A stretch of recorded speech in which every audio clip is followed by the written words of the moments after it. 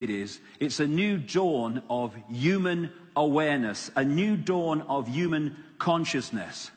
We have gone through this process where we once were connected to a wider awareness. We've seen this control system move in, and now we're going to see the reverse.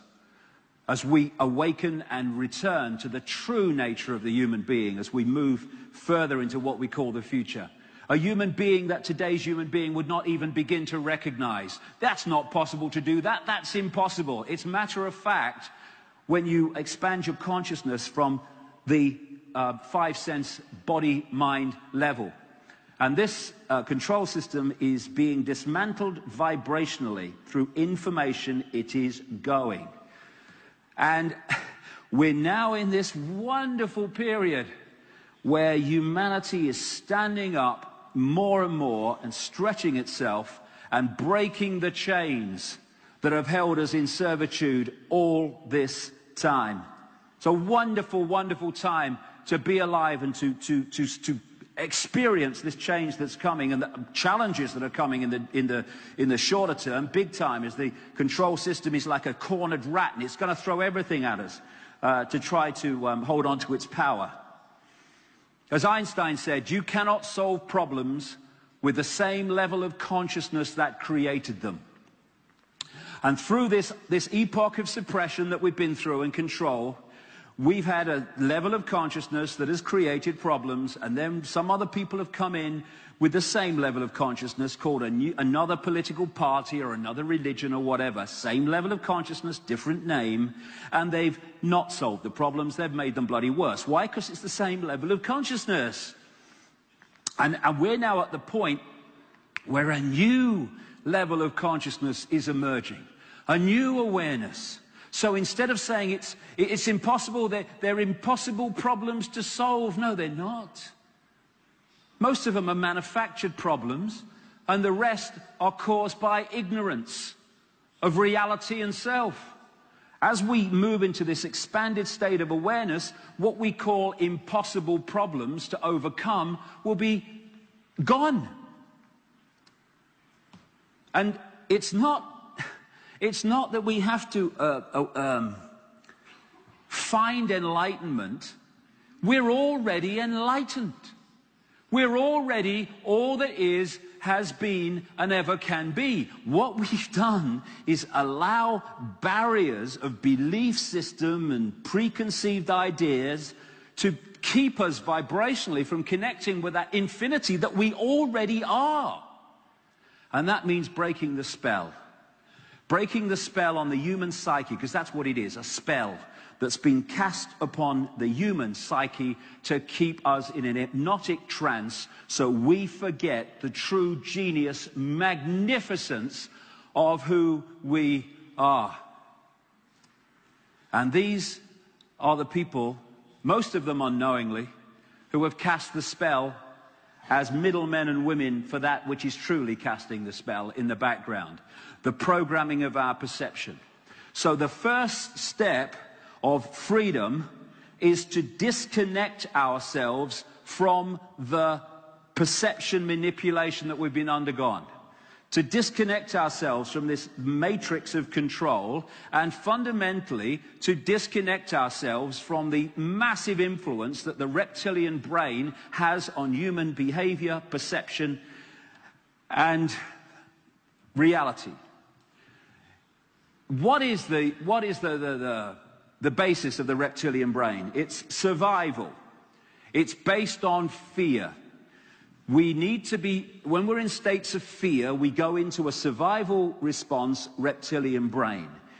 It gives us insecurity, because the reptilian brain's always insecure, because it's always looking around, what's the next danger? So when we go into the reptilian brain level of perception or reality reading, then we go into states of insecurity, because that's what the reptilian brain is, and anxiety too, this anxiety that people have. And you can feel anxiety and not have any idea, why am I feeling anxiety? My life's going fine, but why do I feel anxious? Because this is talking to us all the time. And the reptilian brain is always anxious, again, it's always looking, there's always a problem to find, always a danger to find. That's its whole mechanism, its whole system. And therefore, when we go into the reptilian brain state of reality, we are going into big time into the control system's collective mind that is there to turn their mind into our mind. And so, overriding the reptilian brain. The reptilian brain does not think. It does not work things out, it reacts. That's what it does. So when we fall into behavior responses where we're reacting to situations, not deep breath, think it through, let's have a look at this calmly, that disconnects us from the reptilian brain and its impact on our behavior and response. So one of the, we have this phrase, when you get angry, count to 10. Well, let's try 20. That might be better. But you keep getting caught because that's our natural response mechanism. But the more you work this through, I know from experience, you take a deep breath when you're faced with a situation where you'd normally go, bang, reaction, survival. You can't say that about me. Oh my God, what's going on? Oh my God, global warming. Oh my God, what about the economy? And oh my God. You go, okay, I'm looking at this calmly. I'm going to think this through, and then I'm going to make a calm decision on how I respond to this. Now, other parts of the brain and the mind are impacting upon our behavior. We're no longer controlled from this thing, which I mean, this is panic. This is the genetic version of panic, the reptilian brain. So the more we can calmly think things through, not react, not reacting with emotional, immediate responses, we're disconnecting from that impact on our behavior of that reptilian brain, which is the microchip through which the collective mind of the control system speaks to us and creates this monopoly, as Neil Haig calls it, which is this society that goes round and round and round and round as we react and respond in incredibly predictable ways. It's amazing, how you can go anywhere in the world under so many different cultures and backgrounds, and yet you have a situation, it might be in a bar, in the street, or wherever, and the number of times you see people react in exactly the same way. And if you type data into a computer and then press enter, you know how it's going to react because you've programmed it to react like that. And every computer is going to react the same because the same data is going in. And enter is the reaction. And because we've fallen so much into the body-computer level of perception, we do the same. A situation emerges in this country or that country, and bingo, the reaction is the same. Why? Because consciousness is not involved. It's data in, situation, computer reacts, press enter, and that's why human responses are so predictable. When you open to consciousness, you become unpredictable because you're entering the realm of all possibility. And all possibility is not predictable. It sees things in different ways, and it expresses uniqueness and celebrates uniqueness. And it moves out of the computer level of reaction and response. Belief and preconceived idea is just like a computer program, because it reacts the same and it edits reality. This is why you can talk to someone with a preconceived idea or a really strong belief, and they literally don't hear what you say. I've seen television programs where what they did is they got a man and a woman who've been having relationship problems, and they both had big-time preconceived ideas about each other. In other words, programmed perceptions. What they did then was get them to talk to each other while they filmed it, and then they took them away and they asked both of them, what did the other one say and in what tone did they say it? They then played the original chat back to both of them, and they were shocked to see that how they received what the other one said and how they said it was often nothing like had actually been said. How many times do we say to people, I never said that? You did. why preconceived idea of the person is editing the information being received to fit the preconceived idea. And we're doing this all the time. So another part of freeing ourselves is to free ourselves from belief. Not free-flowing, okay, I'm looking at this is what I feel at the time, but I'm open that it's something else in the light of new information. Instead of belief, rigid belief, I'm going to edit my reality to fit the belief.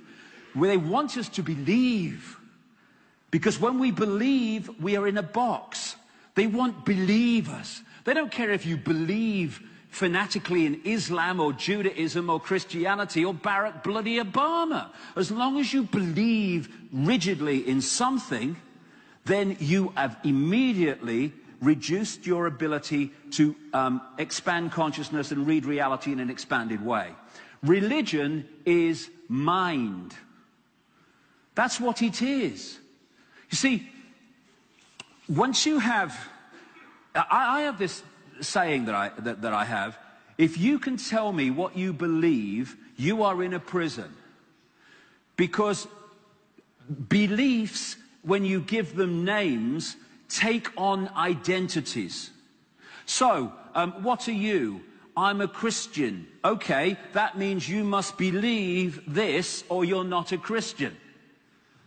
I'm a Muslim. That means you must believe this or you're not a Muslim. So once you say, here's the name of what I believe, the wall starts appearing, the rules and regulations appear, and people say, you can't say that, or you're not a Christian, you're not a Muslim. And again, the box is formed. Everything just is. We all just are. This is infinite possibility we're experiencing. And once you start to go into these systems of belief, then we're disconnecting from that and we become fragments of mind. These are people in a hypnotist stage show who have been hypnotized, even though they're not, to believe that they are evangelical Christians. Right? It's a mind game. You can make people do this. And they will read reality like that. And therefore not be all possibility. Worship. I am all that is, has been, and ever can be. And I'm worshipping? And I'm looking up to something as if it's bigger and better than me?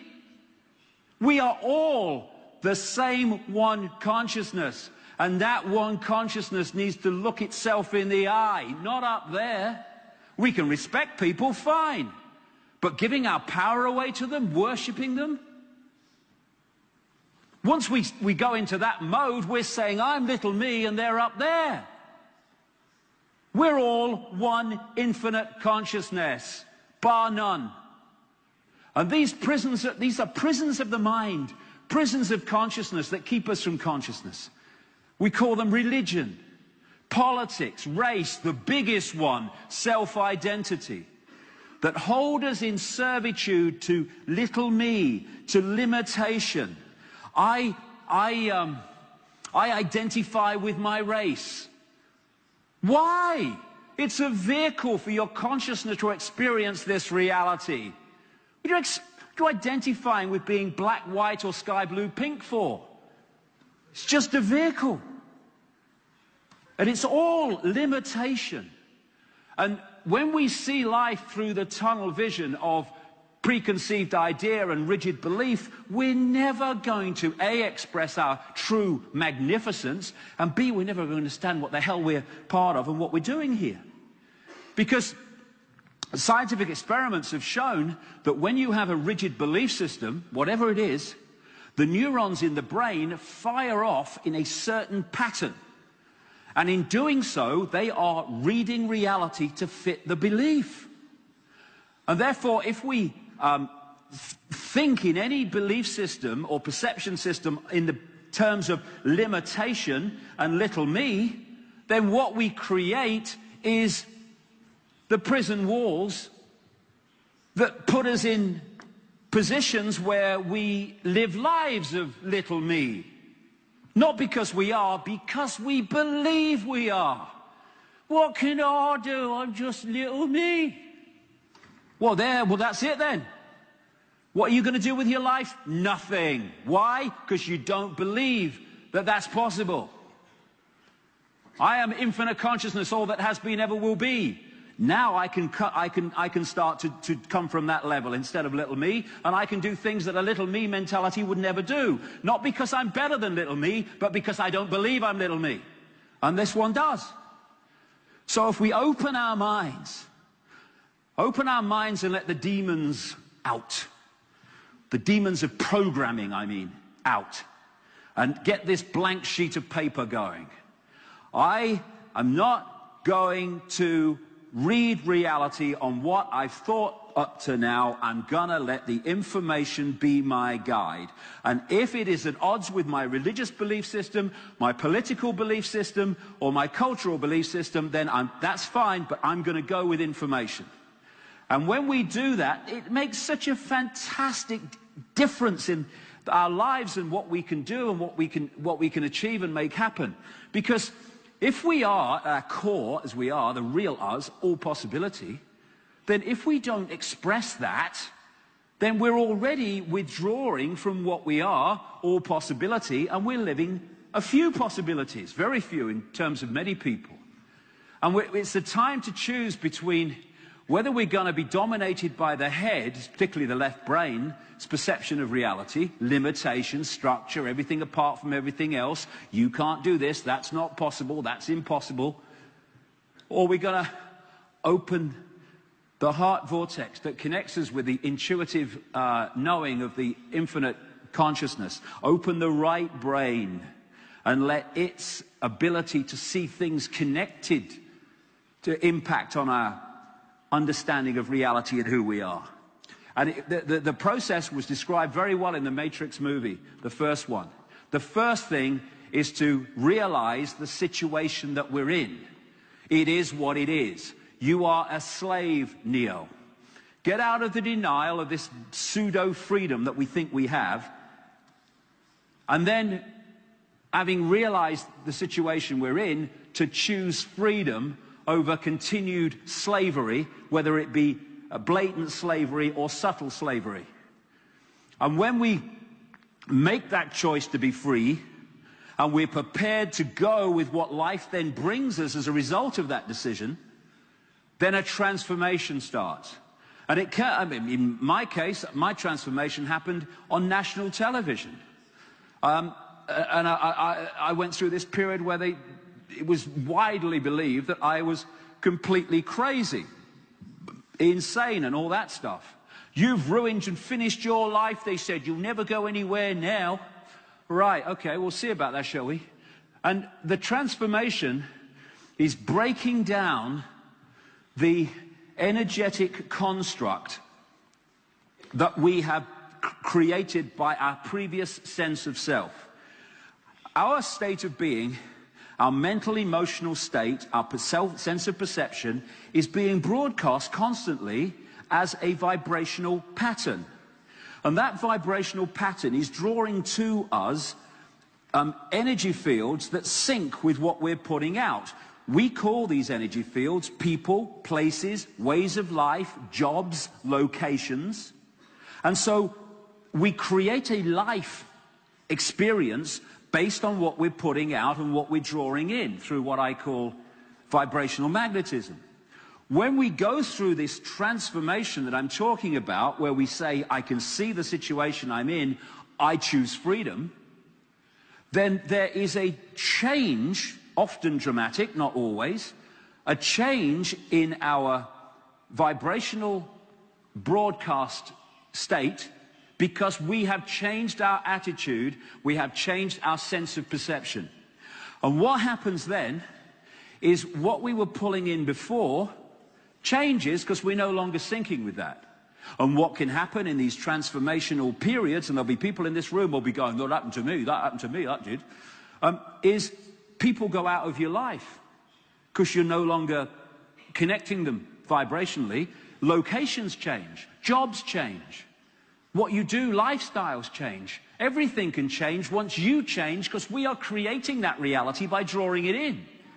And this is why the control system wants us to believe we are little me. I have no power.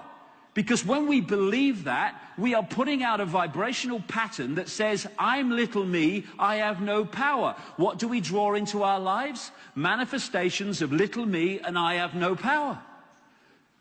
So that's why they're trying to program us to believe in that, because they know we'll then create it in the holographic reality. And when we go through some of these transformations and we're breaking out of the whole patterns, it can be frustrating.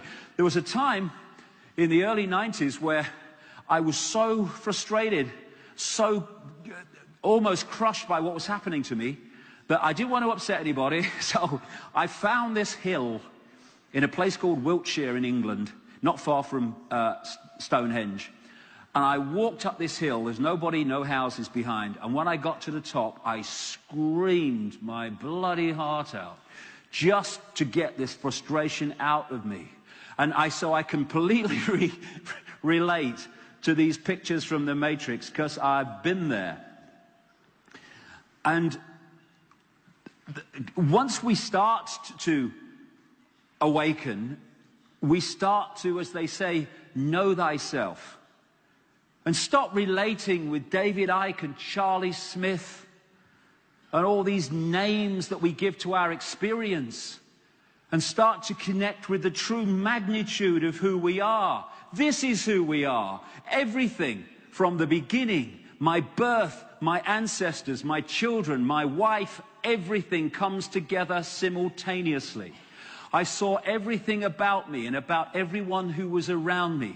I saw everything they were thinking now, what they thought then, what was happening before, what was happening now. There is no time. There is no sequence of events. There's no such thing as limitation of distance, of period, of time, of place. I could be anywhere I wanted to be simultaneously. That is who we are, and that is what the control system is desperate to stop us remembering. And when we know thyself and we realize that's who we are, our perception of our possibility just explodes. People say to me, why don't they kill you? Because they can't. That's why. They can't. And I'm not kidding. If they cannot enter my decoding system as being able to remove me, they cannot remove me. Because if I don't decode it, it cannot manifest holographically. And when, years ago when I traveled America in the 90s, and I met loads and loads of whistleblowers and people that were putting information out, and they were invariably going, I don't know how long they'll let me do this before they kill me, and all this stuff. And I'm thinking, what are you talking about? You're going to create your own reality if you're not careful. All those people are either dead or have had their lives destroyed financially by the system. Why? Because they believed it was possible. Therefore, they decode it into holographic reality. Bingo, it's happened. We need to redefine ourselves, not from I can't, to the true magnitude of who we are, not just as a concept, but living it, bringing it into this reality. And then we'll see where the power is. And it's not with a few dark suits in some government department. It's here. That's where the power is. And as we redefine ourselves from little me, I'm just a human, to I am infinity, having an experience as a human. No more little me, no more control system. One depends on the other for their existence. Instead of looking in the mirror and saying, that's me, with all its limitations and, oh my goodness me, I'm losing my hair and all that stuff, to seeing that that's a reflection of the vehicle through which we are experiencing this tiny frequency range we call the world. To stop looking in the mirror and identifying with that as who we are and realizing that that is who we are. What that near-death experiencer describes is who we are. This is the choice. This is that fork on the road at the start of the day. Are we going to be consciousness or mind? Are we going to be all that is or little me? And if we choose all that is or anything like it, then the control system's over. Escaping the box. First of all, stop lying to ourselves. That's how we escape the box, one of them. There's this thing that they call cognitive dissonance. And what that means is that you have a belief system and you come across an experience or information that puts a challenge on that belief system. And you go into an uneasy emotional state because there is a difference between your belief system and the information or experiences you've had. And they call this uneasy state in psychology cognitive dissonance. This is a good thing if this makes us go, hold on a second, in the light of this new information or this experience, I've got to look again at my belief system. That's fine, that's brilliant, that moves us on. What so many people do, not least the skeptics as they call them in science and stuff and religious fanatics, is when they come across this situation with cognitive dissonance, they have to find a way of explaining away that so this does not move. And because of that, they don't move on. They find a way of explaining why that can be true and this can be true. They're lying to ourselves. So with our belief systems and the way we see the world, if we can be honest with ourselves and say, okay, I believe this up to this point, but in the light of new information, I'm going to move my perception. That's when we start to move on and expand. And without being honest with ourselves and without hiding from the truth while claiming to try to find it, and going into denial, change the subject, don't want to talk about it. Yeah, isn't it funny? And people in this room will relate to this. When you talk to someone who has a rigid belief system, maybe it's in your own family or whatever, and when you start to give them information that's putting their belief system under challenge, they get angry, some of them. They get wound up. Shut up! Shut up! Don't want to hear it! Don't want to hear that nonsense! What they mean is, if I listen, this belief system's going to be in danger, so shut up because I don't want my belief system to change. This is what I mean by being honest with ourselves. To be open to all possibility instead of defending preconceived ideas that we've had in our life up to this point. It is what it is. And if we find new information and we think, well, I've been a Christian all my life and now I can see that there's more to know than that, or I've been a Muslim all my life, and then that's brilliant. Instead of saying I have to defend my belief system because if I don't, I've got to admit to myself that I've been believing something I now know not to be true all these years, then we don't move on. But if we say, hey, this is fantastic, I can see life in a different way now, that's wonderful. Instead of being embarrassed because we suddenly realize that we've not seen the world as it really is up to this point. None of us have. None of us know what there is still to know. And this is the other thing about fear.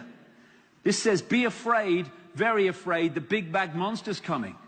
All these things, they get to frighten us.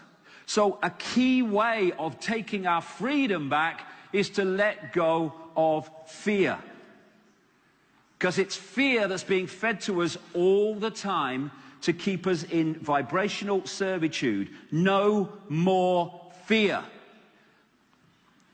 Here's an example of where the power is if we'll just let go of fear and programming. You see all these sheep? They're being controlled by two shepherds and a sheepdog. Why? Because they're just following the shepherd, the authority figure, and any that choose kind of to challenge that, then the sheepdog comes in, row, row, row, symbolizing fear, and they get into line. And here's these sheep, hundreds of them, walking down the bloody road, controlled. They might be going to the slaughterhouse, they don't know. Now what if not even all of them, what if just a number of them said, I'm not following that guy in front anymore. I don't want to do that, I'm going this way. And then the sheepdog comes up, row, row, row, just go away, okay? Relax, chill out, go. Now, suddenly, this massive group of sheep that were being controlled by acquiescence and fear, What do the shepherds do? There's nothing they can do. It's over. They've got no control. The sheep are going off in all directions. What do the shepherds do? What can we do? And the only thing that's changed is the perception of the sheep to the authority figures, which is we're not going to acquiesce to this anymore. And then when they try to frighten you like the sheepdogs, you don't acquiesce to that. It's over. And that's what we can do, the human herd that we've allowed ourselves to become. It's just a choice.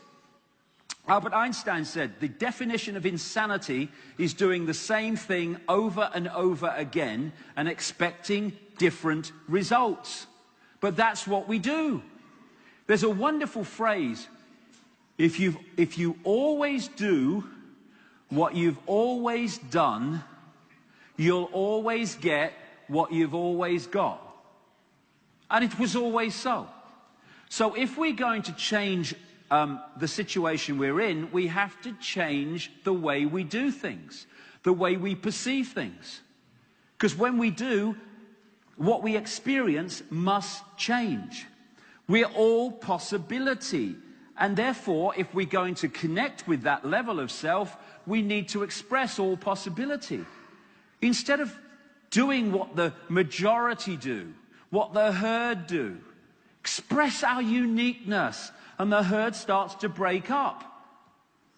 Go in a different direction if that's what you feel. Just because everyone's going in that direction doesn't mean that you can't go in another direction.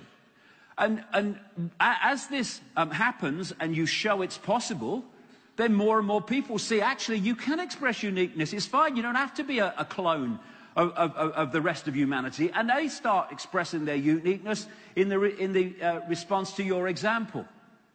We can lead rather than follow. It's all possible for all of us.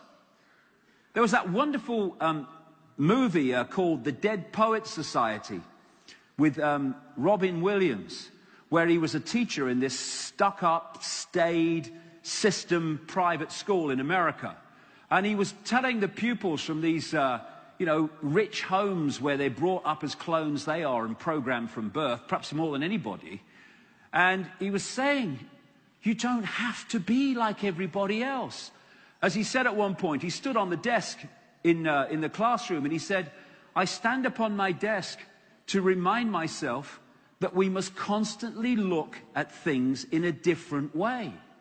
You see, the world looks very different from up here. You don't believe me? Come and see for yourselves.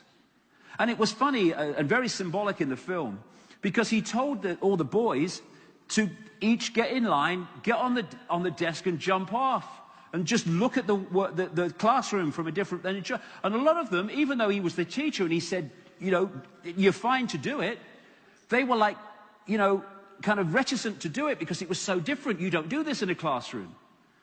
You do what you bloody like in a classroom. It's a choice. And when we look at life from that level, we see symbolically from the desk a completely different world. We break out of the limitation. We connect with the true nature of who we are. And another thing to break down these barriers and allow us to be what we already are is to clear our mind of all the clutter and rubbish that means nothing. It doesn't matter. I have this thing about being on your deathbed with 10 minutes to live. And you look back through your life and you say, what mattered? You know when you had that massive row with that woman in 1963, does it matter now? No. It's irrelevant, don't matter. And what about this and that? And oh no, it doesn't matter. Doesn't matter. I just see what life's about now, and it's not about any of this stuff and all this rubbish and conflict that I got involved in. The trick is to take that perspective and bring it into everyday life. It's a real challenge because the system is set up to keep us in those modes where we think things that don't matter are really, really important. But they don't, and they clutter up our minds. They clutter up our perception. The other thing I talk about is combing the mirror. This is a really important way that we go the wrong direction in terms of trying to bring change in our lives. If you want to comb your hair, you don't comb the mirror. you comb your hair, and then the mirror reflects it.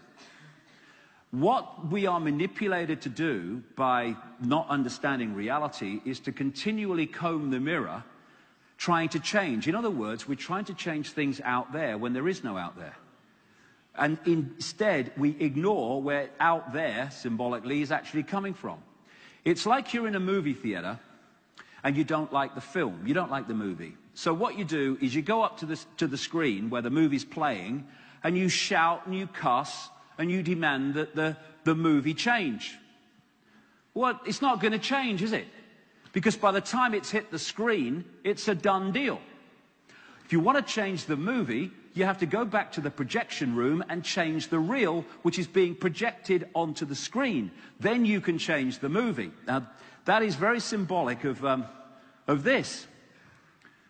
Everything is happening on a vibrational level, both in terms of the world and ourselves. Battery's getting low, here you go. So here is symbolically the projector. It's here at the vibrational level that the information is decoded through to the holographic level, and this is the screen in the movie theater, this physical world. And what we're trying to do is change this world out there. No chance. By the time it hits this holographic world, it's a done deal. We're experiencing it. If you want to change what's happening here, we have to change what's happening here, which is what we call the subconscious level, and therefore change what's on the screen. There are some psychologists who believe from their experience that about 98% of behavior and decisions to behave in certain ways here start out in the unconscious mind, not in the conscious mind.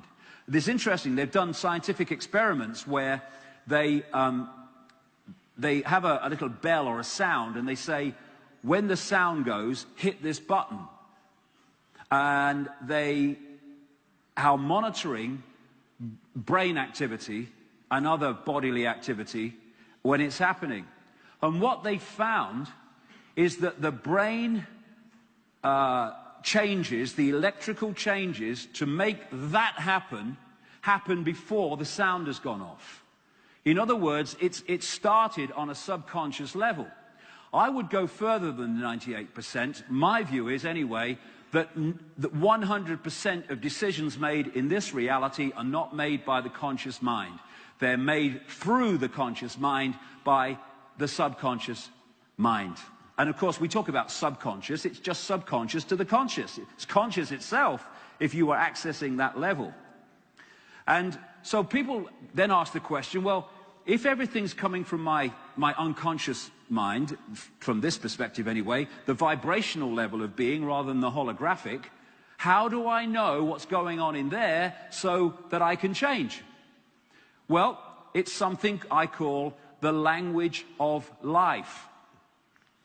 And these are things that happen in your holographic experience which show you what's happening in here, where it's all coming from. If we are decoding information in this level of self into this level of self holographically, then what is happening here must be a mirror of what's going on in here. It has to be. And so if we want to know what's happening here, we have to look at what's happening here. What are the patterns in our lives? Does the same thing keep happening? Do you keep drawing into your life the same kind of person that causes you the same problems? And so on and so forth. Why does this never work for me, and it works for that person, but it doesn't work for me? And if we read the language of life and what life is telling us, we can change here by seeing what's going on in the play-out world. And one of the things that I see is when we have a preconceived idea of what we want to do with our lives, there's nothing wrong with that as long as we hold it in a fluid state. But I see people, I know people in my own life, who they decide, I want to do this. And the door to doing that will not open. And instead of saying, language of life, okay, this is not working, so maybe maybe that's not for me. It's not, oh, I want to be this. And you bang on the bloody door and no one opens it, and it gets more and more frustrating. And then, you know, they put more stuff up the door and you're still trying to get in. Because you've got a preconceived idea. This is what I want to do with my life. I want to be A. And yet, over here, all the time you're getting frustrated that this won't happen. There's a door swinging open and saying, over here, this is for you. And one of the things that I've learned in the last 20 years is that if it flows, then you're on the path. If you find blocks put in the way, then there's something not right, either about where you're going or how you're going there. And we have this thing we call intent, which is very, very powerful intent. But if your intent is at odds with your natural flow of where your life is meant to go, then intent and the flow go to war with each other. And that's pushing you in that direction, and you're banging on this door that won't open. The trick is, if you can sync your intent with the flow of where life is taking you, and you're quite happy to go where life is taking you, rather than have preconceived outcomes all the time. I must be A, I must do A. And when those, I know in my own life, once you realize where your life's going and you're at peace with going there. I wanted to be a professional footballer and then in television, all the rest of it. But my life took me in this direction, and I went with it. My intent and my direction and my natural flow of my life were together, and they just opened doors. Literally amazing adventures that put things in your path. And I've said here, flow equals go, stuck equals chuck. And what I mean by that is, if life's flowing synchronistically and it's all happening in this synchronistic way of coincidences and all the rest of it that take you in a certain direction, then that's the flow. If things are getting in the way of where you want to go and what you want to do, either that's not for you, or you need to go about it in a different way. That's what the language of life that's telling you that. And what we can do when we open ourselves to going where the flow of life is taking us, is we can join the adventure. What's happening now? What's happening next? Isn't this wonderful? Instead of trying to have a preconceived idea that's immovable. Another thing that gives us our freedom back is taking responsibility for our lives. My goodness me, we don't like doing that. As Carl Jung said, people will do anything, no matter how absurd, in order to avoid facing their own soul. What people don't like doing is saying, I'm responsible for my life. I might not like what's happening, but I have to take responsibility for it. Because what that's saying is, I'm taking responsibility for what's happening in my life, and you know why? Because I have control over my life. And therefore, I can take responsibility for this thing I don't like, and I can make it into something I do like. What we're saying when we're trying to blame everybody for what's happening to us, including the control system, by the way, because the control system can only control because we allow it. We're responsible, really. When we say, you're responsible for what's happening in my life, and you're responsible, and that what you did in 1952, that's what happened, you're responsible for what's happened to me since, what we're saying very clearly is, I have no power. I have no power over my life. External people and influences do. And therefore, we live lives of powerlessness. Taking responsibility for what's happening to us, instead of saying it's all your fault to everything that happens in our life, is not weakness, it's the ultimate strength. It's saying, I have power over my life, so I'm responsible for creating this and drawing it into my life. I then have the power to change it. And we ask this question, why me? Why is it happening to me? It's a good question. Why? Why is it happening to you and not to someone else? Like I say, we draw in people, places, jobs, and locations, energy fields that sync with what we're putting out. And therefore, we attract things into our lives. There's no such thing as good luck or bad luck. Only what we draw in and what we don't draw in. What we create into our lives and what we don't. So, why me? Well, that's the question. Why you?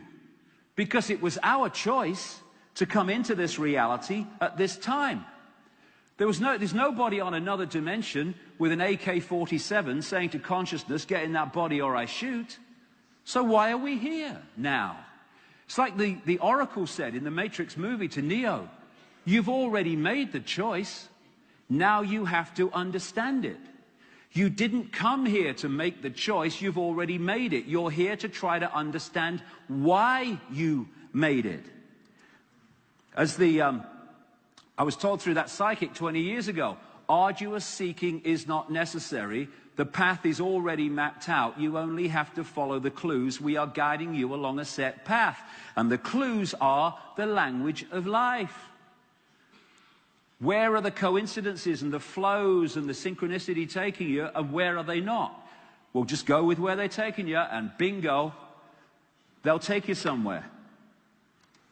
The thing is that we make the choice in the realms of expanded consciousness that the near-death experiencer was talking about, and we try to understand that choice whilst in the limitations of the lens, the body computer. So we say, oh, I'd never have agreed to this. I never chose this. Well, actually, you didn't choose that at that level of awareness that's saying you wouldn't choose it. A much more expanded level of you chose it. Now you have to understand why you chose it and get from it what you've come to get from it. So collectively, why us?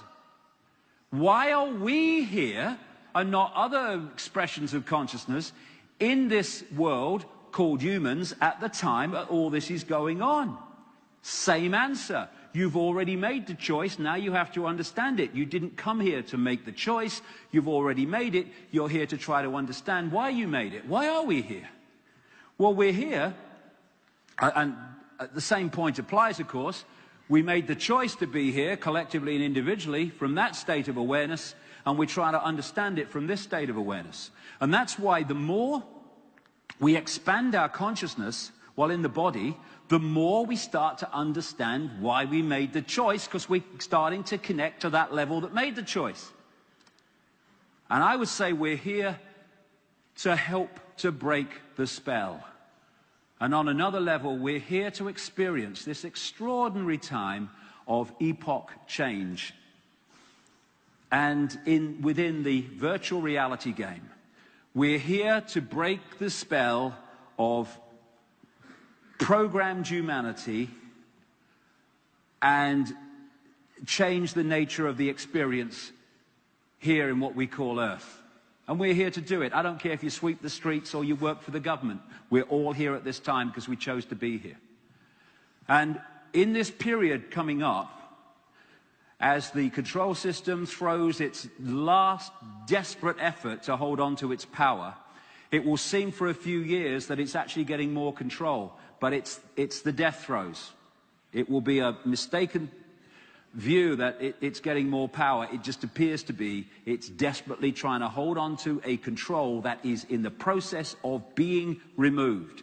And in this period, we're going to face everything you can think of, everything they can think of to destabilize us emotionally and in all the other ways, whether it's vaccines, economic crashes, conflicts, whatever. And if we fall in this period into mind perception and five sense perception, it's going to be a very challenging time in this next little period as we go through this change. If we can hold the fact that we are consciousness having an experience, then going through these challenges is going to be far easier. There's a great line of freedom's just another word for nothing left to lose. So many people are not free because they have something to lose, or they think they have. They have a big house, they have money or power or prestige.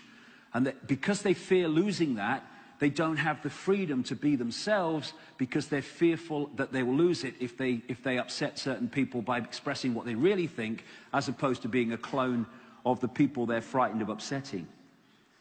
And there's this proverb that says, just when the caterpillar thought life was over, it became a butterfly. And that's where we are in humanity now. We're breaking out of the caterpillar period, and we are starting to fly symbolically as we expand our awareness to realize who we really are. And I would emphasize this. It's not that this control system and this reptilian element or any of it is all powerful or omnipotent. They're not. Anything that wants power over and is in the fear that this control system mechanism is in, desperate not to be uncovered because of the consequences, then you are in a low vibrational state. You have a limitation of how far you can get out and connect with higher levels of perception, awareness, and potential. For that state of being to control humanity, they have to put humanity in a lower state of awareness than they're in. It's not that they're omnipotent and all-powerful and all-knowing. Are you kidding? Nothing that's all-knowing wants to do what they're doing. What they've had to do is put us in a smaller box by suppressing knowledge and all the rest of it we'll be talking about today. So when we awaken, we have the capacity to expand our consciousness, our awareness, because we don't want control over other people and all the things that the control system wants and is in fear of losing and all the insecurities that come with that. So we can actually expand our consciousness in a way that the control system mechanism cannot. We can access levels of awareness, perception, understanding, insight, inspiration that they can't. And it's a real testament to our true nature of the amazing lengths they have to go to keep us under control, especially in this period as we're awakening. The natural state of a ball in a tank of water is to float on the top. To put it in an unnatural state, you have to push it down and hold it at the bottom. You can't then let go because it's boom in its natural state immediately. You have to hold it down there. Our natural state is infinite awareness. And so to hold us symbolically at the bottom of the tank, they're having to throw everything at us. Look at it. Programming through words, programming through education, programming and manipulation through food, through drink, increasingly chemtrails, HAARP, all the amazing explosion of things to hold us in an unnatural state. And it's just a matter of time before it's no use and will no longer work. This says, okay, I'm waking up, so what do I do now? Well, this is the first thing. Stop making excuses. All over the world, there's people that have woken up and they've seen that what's happening is not what they thought it was and not what they want it to be. But then, they do nothing. They find excuses not to do anything. And if you awaken to seeing what's happening and do nothing, then don't complain when it moves on. It's like I find, the forums on the internet, there's some great work done on forums in terms of exchanging information. And on YouTube, there's some wonderful people around the world that put these packages together of interviews by people like me and others who are explaining it, and they put pictures to them, and they put them out. And it's wonderful what they do to put these packages on different subjects for people and introduce them to the subject for the first time. But then you see people on conspiracy website forums who they can see what's going on to an extent, otherwise they wouldn't be there. But what do? They just hurl abuse at each other all day. It's like, okay, you know what's going on to an extent. What are you doing to make a difference? Well, I'll go on the forum under my login name, Bong Bong, and I'll say what I think.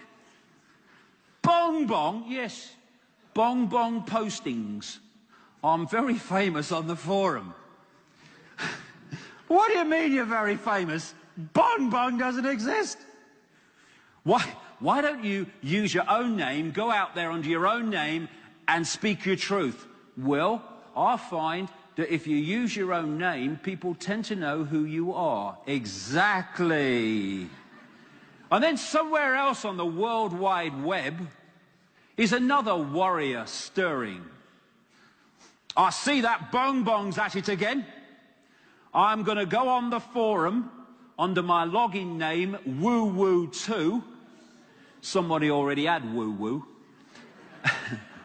And I'm going to give that Bong Bong a piece of my mind. Well, you can't give him a piece of something you don't have, mate, please. I mean, let's be fair. But you see this all the time on the internet. People just hurling abuse. I know more about this, I know more about 9/11 than you do. Tosser, idiot, prat, and all this business. And the control system moves on. And I can understand people who are closed to what's happening in the world, who do nothing. They don't think there's anything to do anything about. But those who have woken up to an extent and are still doing this rubbish, this self-obsessed nonsense and making no difference at all, because it's easy to do that. I'm Bong Bong there. No one knows who Bong Bong is. To go out and speak your truth and stand for what you believe in, that's different. And if the control system wants us to shut up, then we have to shout louder. That's how change comes about. Non-acquiescence. Human race, get off your knees. What are you doing down there? Your infinite awareness. What are you on your knees for? On your knees to politicians, to police state, to religions. What's going on? It's like Martin Luther King said, a man can't ride your back unless it's bent. And we need to stop bending our back. And I say this to these people in uniform, in the dark suits, in the administration of government, and in the uniforms of the military.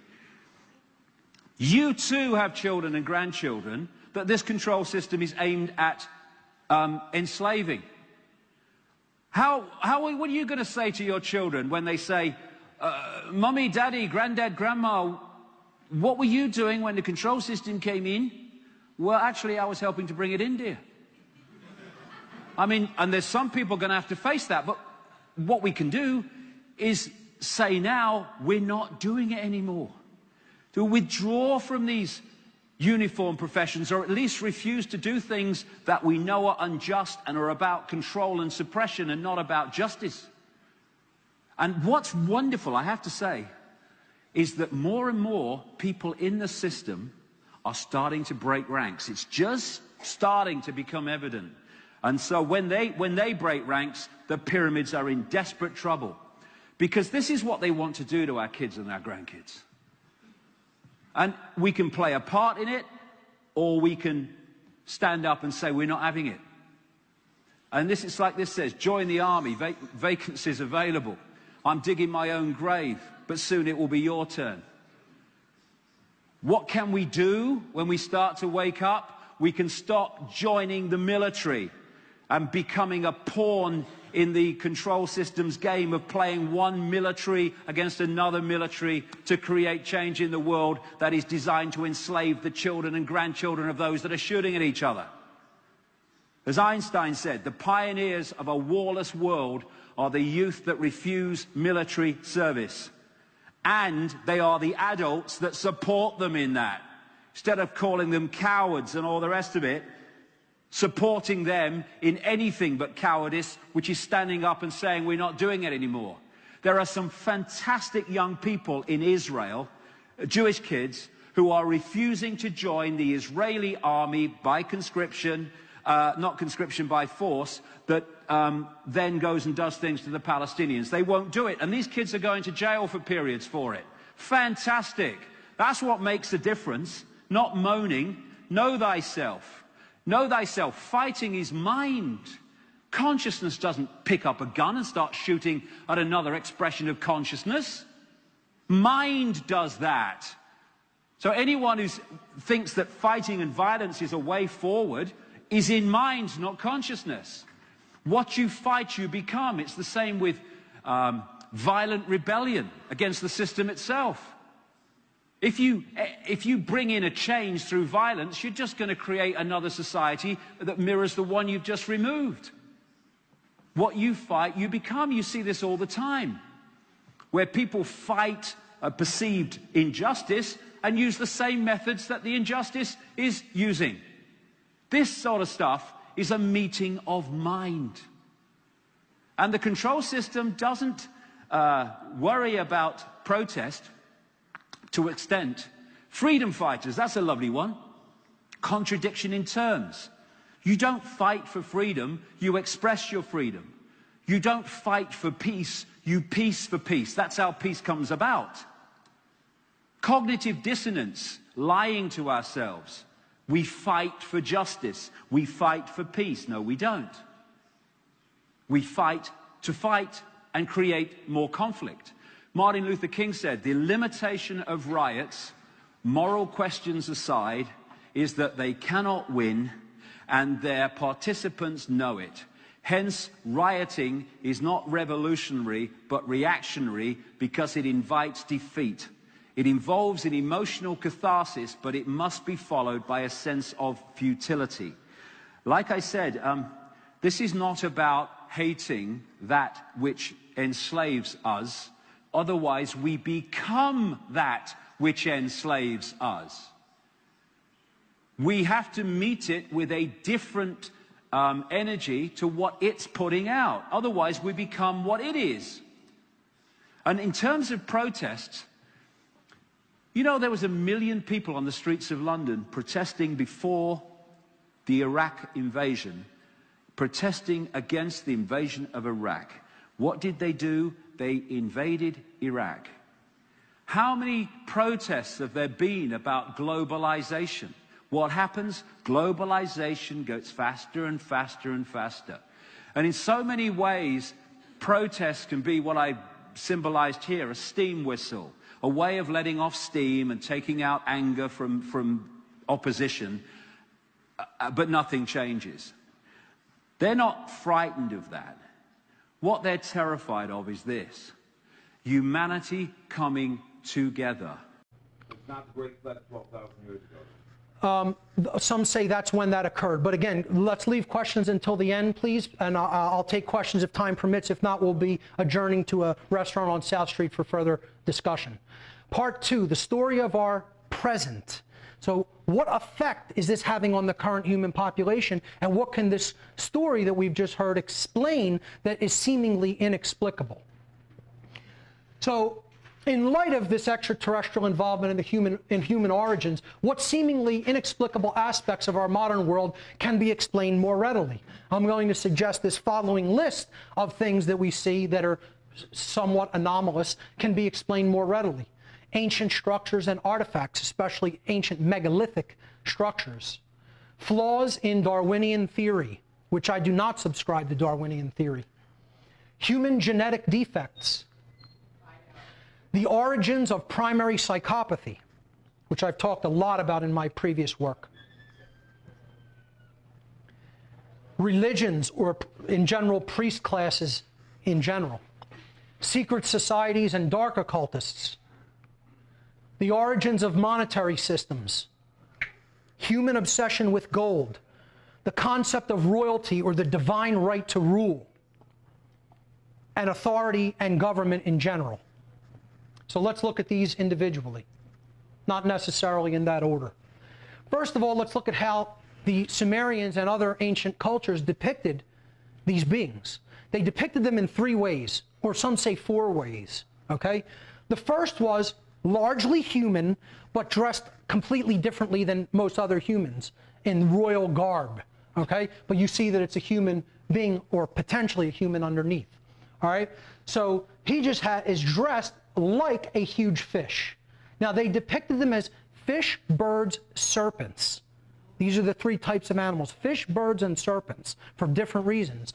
Again, this was like scales, because that's what their skin was like. It wasn't like our skin. It looked like scaly skin. If some people will say reptilian-like. Okay, so they were depicted as the serpent beings, or the feathered serpents, or the bird-like beings in many traditions. So they were depicted with wings. So, you know, again, their real visage, their real image was forbidden and punishable by death.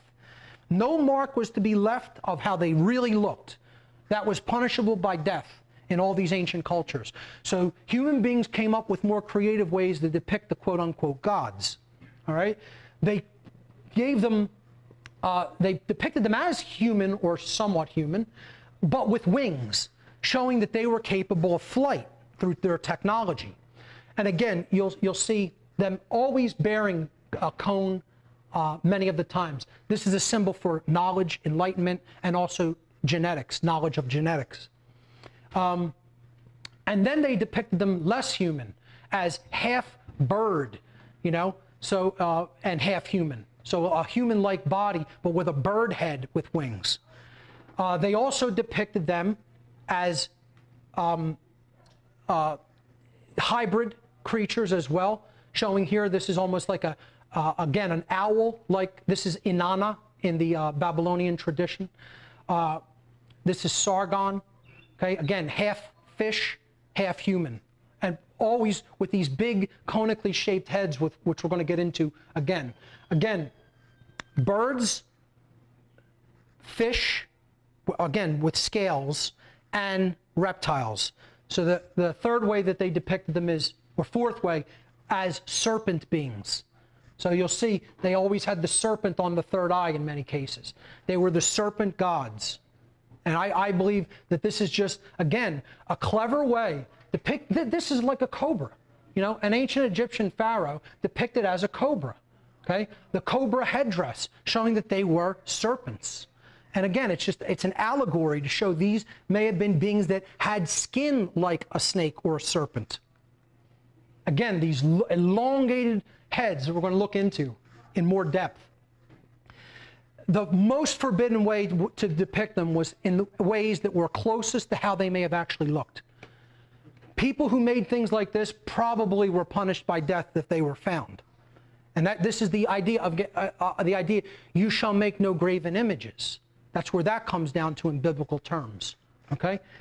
Other seemingly anomalous artifacts can be described. Here you have what looks like astronauts, and these are like 2,500 years old or more.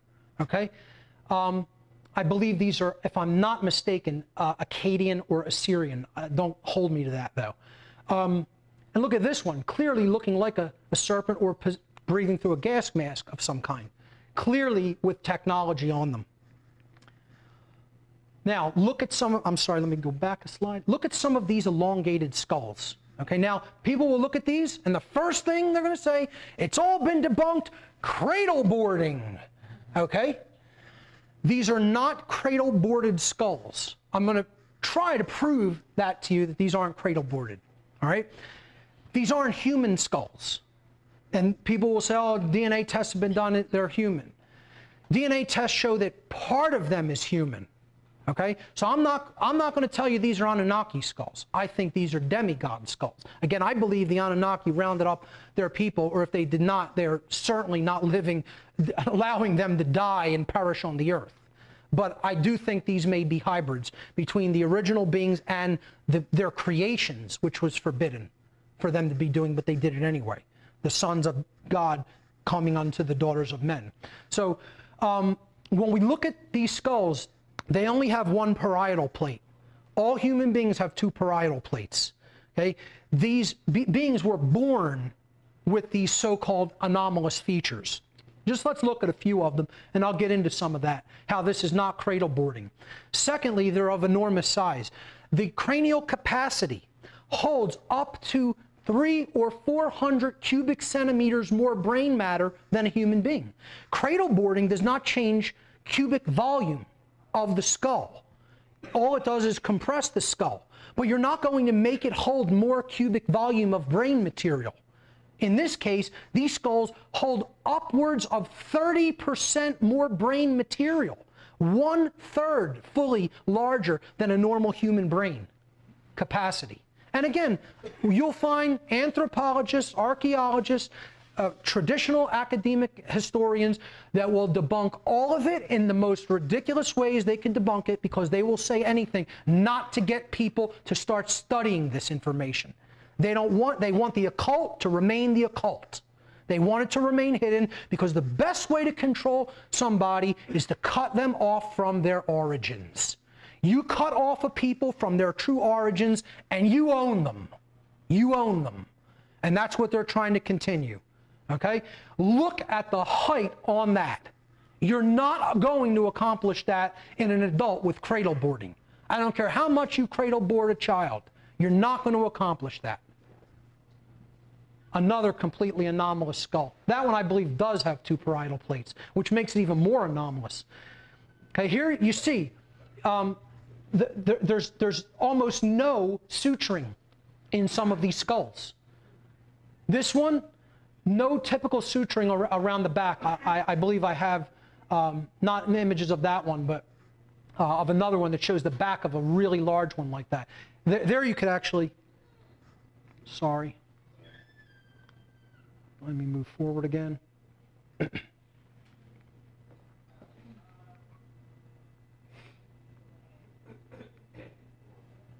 Yeah, here you could see, this is one plate going all the way up and all the way around. Hardly any suturing in the skull. A huge one, much larger than a typical normal human skull. Some with hair left intact. Okay, here's a comparison. That's a normal human skull. That's one of these skulls.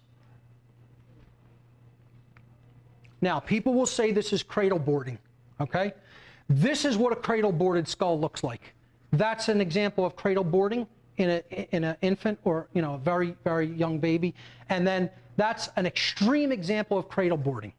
Now, you could get it to look like that, but you are not going to change the cubic volume of the brain material, all right? Cradle boarding is a type of skull binding that leads to cranial deformation, and it can account for some elongated skull findings. But many others appear to be genuinely anomalous, having just 1 parietal plate and a heart-shaped dome at the rear of the skull that cannot be achieved through cradle boarding. Okay? So I believe what the ancients and even some modern people are doing with cradle boarding is to try to emulate the look of the gods. They're trying to emulate the look of what the gods and demigod skulls looked like. I believe that's what circumcision is also about. Circumcision is about trying to emulate the look of the gods, the penis, the phallus of the gods. Okay? This is a normal human skull, A, up here. Okay? B is what an extreme example of cradle boarding ends up looking like. Again, these are all oriented in the same basic direction. Front of the skull at the bottom, back of the skull, parietal plates, occipital plates. Okay? This is a cradle boarded skull, and you see here's the plate that divides the frontal lobe plate from the parietal lobe plates of the brain. Okay? And you see this suturing pattern that goes, you know, this goes across, and then you have the suture that goes across the middle of the top of the head and separates the 2 parietal plates. This one has no such suture. It's all one huge skull cap, 1 parietal plate. Okay? This is an overhead view of one of these skulls. This is the front of the head. This is the back. Again, the elongated back. Okay? 1 suture across that part, separating the frontal plate from the parietal plate. 1 parietal plate. Whatever that is, it's not a normal human skull. Okay? And look at how they depicted these beings. We have some of these skulls. This is how they were depicted. Always with these headdresses covering up the elongated skull. Okay, again. Again. Constantly in all the pictures. I'm sorry, let me step that back. Again, an elongated skull. In royalty, the royalty is always depicted as having these elongated skulls. Not the general population. The royalty here with Akhenaten and his family. Enki. I believe that's Akhenaten again. Here's some royalty in females. I believe that was Akhenaten's daughter or wife, if I'm not mistaken. And look at the side-by-side comparison. Okay, so that's the depictions of the gods. We see a lot of depictions of advanced technology. Okay, I believe this is at Dendera, if I'm not mistaken. They depicted these possible form of power generation that was being done by some of these beings. And you see, again, the size difference between the gods and demigods and the regular humans. When you look into the ancient megalithic structures, you're going to see clear signs of machining. If you're honest with yourself, they didn't carve these things with copper tools, folks. Okay? The architecture is so unbelievable, would have a very difficult time accomplishing it today if we could at all. All right? Now, this is at Abydos, which is a really a holy center in Egypt, in the Egyptian religious tradition. They claim this is overlapping of two pharaonic seals or cartouches, and that the Egyptians left the old one up and carved over top of it. It would be the only place that the ancient builders in Egypt ever did this, instead of taking down that facade and putting a fresh one and putting it up in place. But no, they in millions of other places, they would never have dreamed of doing that in their architecture and building techniques and styles. But in the holiest place of Egypt, they decided, oh, let's not take the time and just let's carve this cartouche over an existing one. I don't buy it. I don't accept that as an explanation. I don't care how many historians tell me that that's the case. I don't accept it as an explanation because it is anomalous according to all the ancient building techniques, and they just wouldn't have done it out of, I don't even care if you didn't want the other pharaoh's name seen like they did with certain people like Hatshepsut, etc. Okay? They would not have done this at the temple, the temples at Abydos. Wouldn't have been done. Okay? So I do believe that this does depict some ancient technology that they used. Again, genetics, always depicted as the tree of life or the separated world tree. And I believe that this may have depicted by the Sumerians, depicted that these beings did in fact fly in hovercraft or anti-gravitic craft. And here, again, fish god depicted. And we'll see that in a moment. The ancient structures that we find all around the world, they came from a unified world civilization that existed in the past. We cannot duplicate this technology today. We couldn't build the pyramids of today. Could not build the Great Pyramid with all the technology that we have, with the precision that it is built. Couldn't be done. Okay? And then people never ask the question, why? All the debunkers want to debunk all the methodologies. They never want to ask the question, why was it done this way? Why? Never talk about that question. That question is forbidden. God forbid we ask that question. The megalithic builders built things we could scarcely approach in the modern world at places like Egypt, at Machu Picchu in Peru. This is Sacsayhuaman outside of Cusco in Peru.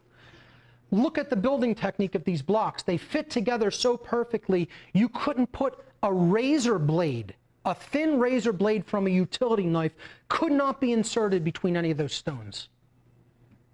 We don't have that type of construction ability today, and especially with completely irregular geometries.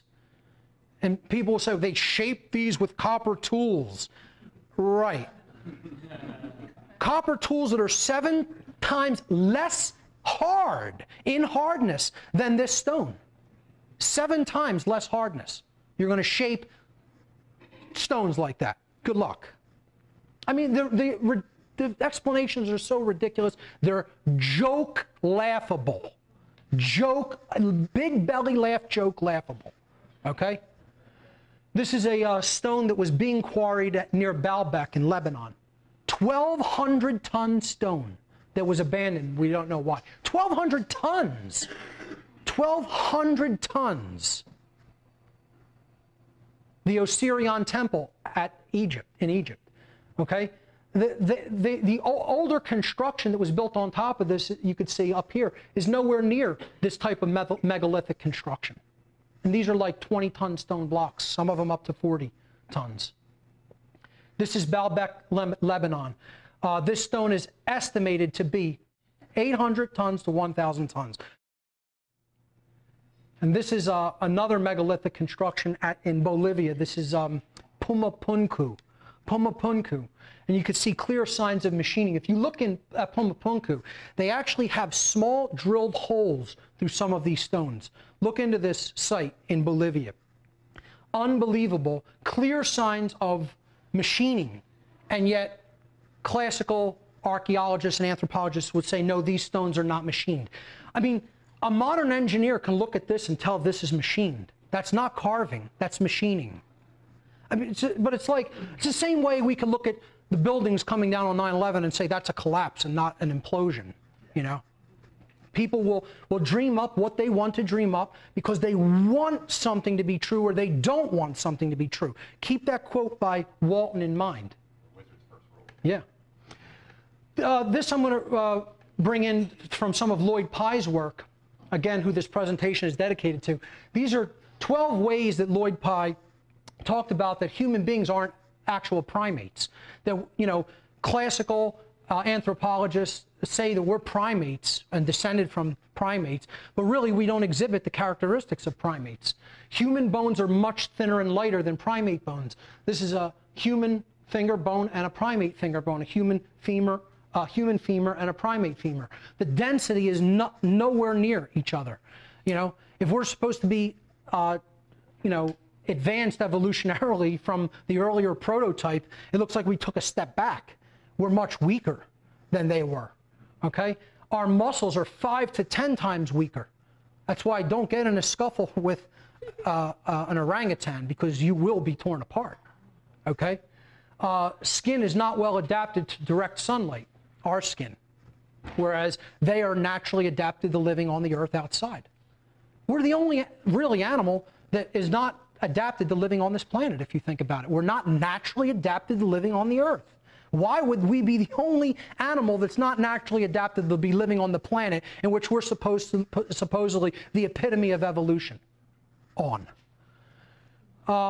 We have 10 times as much as adipose tissue, fatty tissue. Drastically less body hair, and the patterns are reversed. Hair on the male front as opposed to, you know, the backs, whereas apes have hair on the back and a hairless front. Head hair and nails must be trimmed for us, not with hominids. Skulls and brains are completely different, okay? You know, these are hominid skulls, and there's a human skull, and no missing link has ever been found. Scientists are telling us, since the whole theory of Darwinian evolution has been concocted, that, oh, you know, we're going to find this missing link. We're going to find the evidence of transitional species. Darwin himself would have been opposed to his own theory today. This was picked up by social Darwinists, eugenicists, and social engineers to play into their advantage to control the slave species, okay? No transitional species have been found between the hominids and humans. It's not there. You know what? It's not going to be there. It's not going to be found. Want to know why? Because there is no connection. There is no connection, okay? You know, they also want to tell us this change happened evolutionarily almost overnight, and these old species went out and the new one, Homo sapiens sapiens, came in. There's a reason that we came in practically overnight, and I just talked about it in the past section, okay? Drastically different locomotion.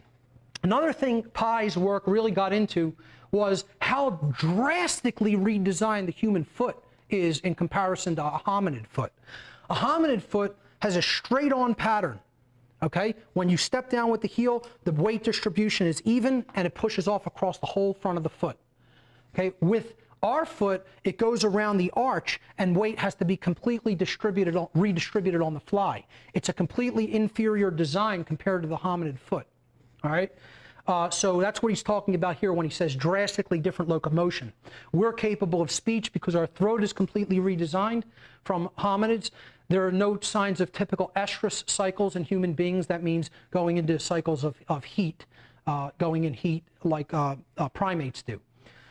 We have 4,000 genetic disorders in the human genome, and our chromosomes are reduced from a primate's 48 to a human's 46, 23 from each parent. Going back to what I was talking about, you could look at bones that are found in all primate species, all hominid and primate species. There is exactly 0 bones, okay, from the hominid races in the human skeleton. 0. There are 0 transitional bones in the skeletons from hominids to human. There are 0 transitional species with a mixture of hominid and human bones. 0 in the fossil record. And no anthropologist or archaeologist will debate that because it doesn't exist. Okay? But we want to think we are just totally, you know, somehow a descendant from the hominids. We're not a descendant from the hominids, we're hybridized from them with another species. Moving on. The human chromosome number 2 is one of the big pieces of the puzzle that people really need to look into. Okay? I tell people, if you want to really understand the story of the ancient past, and you're from a left-brain scientific bent, start with human chromosome number 2. Because this is a fused chromosome. Okay? Here it is right here. Right there. This is human chromosome 1, this is human chromosome 3, okay? This is chimpanzee, gorilla, and orangutan, all right? You could see the difference in the hominid chromosome, number 2. But this one, it appears to be fused at the telomeres, which is the end of the chromosome, all right? The typical response in biology, in genetics, and anthropology is that this was a naturally occurring splicing or combination of that much genetic material. Well, and people think, oh, that's just a little bit of material. This would probably require, if that kind of splicing were to happen naturally, at least 10 million years, according to classical Darwinian theory of how fast evolution moves. And I'm just estimating that, okay? They want to tell us, modern geneticists and biologists want to tell us that happened in 40,000 years. In 40,000 years, that much genetic modification happened. And what I'm going to say is I think that's a deliberate modification that came through in the second modification that was done to us, the dumbing down modification that I talked about in the story, okay? Look into human chromosome number 2. It's enlightening, although it may be a horror story, it's very enlightening. And I highly recommend Lloyd Pye's work with that as well. This may explain why psychopathy exists in the human species. See, many people don't even want to admit psychopathy exists. I get emails constantly. You're wrong. There's no such thing as psychopathy. There's no such thing as psychopathy. This is an invented human neuroses or disease, just like all the other things in the DMA. Okay? And it's all there to just get people to believe that they have these mental disorders like ADHD, etc. And people can't see with their own eyes that psychopaths really exist. They don't want to admit it. Again, it's coming from the perspective, I want to be the arbiter of truth because I'm not comfortable with that existing. I don't want it to be true. Okay? Now, even the people who admit psychopathy does exist, and psychopathy, we'll get into the characteristics, but they never wrestle with that horrible question. Why does it exist? That's the implications no one wants to deal with. Why are we on a planet where people with these characteristics exist at all and are born? I'm talking about primary psychopathy, being born like this. And believe me, there are people who are born like this, born that way. So there's three possibilities. Well, either God did it to us, and I mean the God of creation, just made humanity this way and, you know, put this other subspecies that's an interspecies predator on the earth with us to just have its way with the normal humans, okay? And that would be an interesting dynamic to wrestle with, you know, implication-wise on its own. The other possibilities are we might have done it to ourselves. okay? But in that case, you'd have to say we were ancient geneticists and we did this to ourselves for some crazy reason. That doesn't resonate with me. The other thing is it happened as a result of this ancient hybridization that was done to us by another species. I don't really think you can have any other possibility when people say, oh, it just crept into the human genome by genetics. You know, I don't see evolution just doing that naturally, you know, having a subspecies with all these characteristics, which are the characteristics of a psychopath. Let's look at what they are. The absence of any conscience or empathy, inability to feel. And there's a reason for this.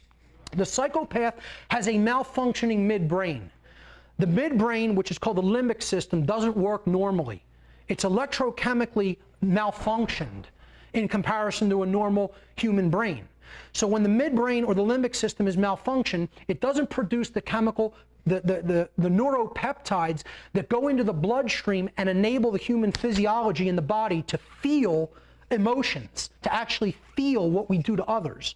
That doesn't work in the psychopath. That part of the biochemical interaction between the brain, the neuropeptides, the human nervous system is broken in the limbic brain in a psychopath. It's broken from birth. This is also, just so we're clear, this is also something that is capable of being created through social conditions. Social conditions can breed secondary psychopathy. I'm not talking about secondary psychopathy. People being in a situation that puts them under such chronic stress that their brain starts to work like a psychopath, a real psychopath's brain. There's two kinds of psychopaths. Primary, meaning born that way, and secondary, meaning you become that way through social conditions that you can't escape from. Okay? I'm talking about primary psychopathy here.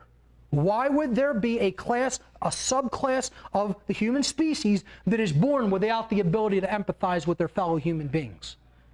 Okay? So they're strongly immoral, aggressive, callous, and cunning. They are very adept at manipulating others. They are willing to engage in criminal conduct to get their way. They possess a deceptive ability to appear outwardly benevolent and to fake or feign normal human emotions. They're good actors. They can role play and pretend to have normal human emotions, which they absolutely do not feel and are incapable of feeling. Okay? They have a complete absence of guilt or remorse for the harm they cause to others.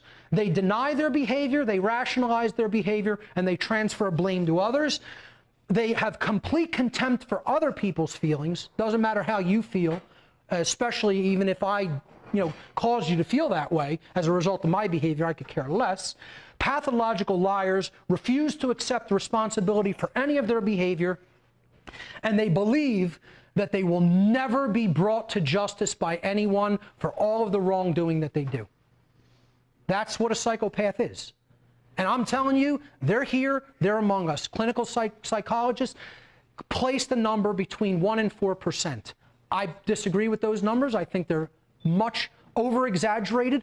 I think real primary psychopaths, I think, are less than 0.5%. Maybe even less than that in the human population.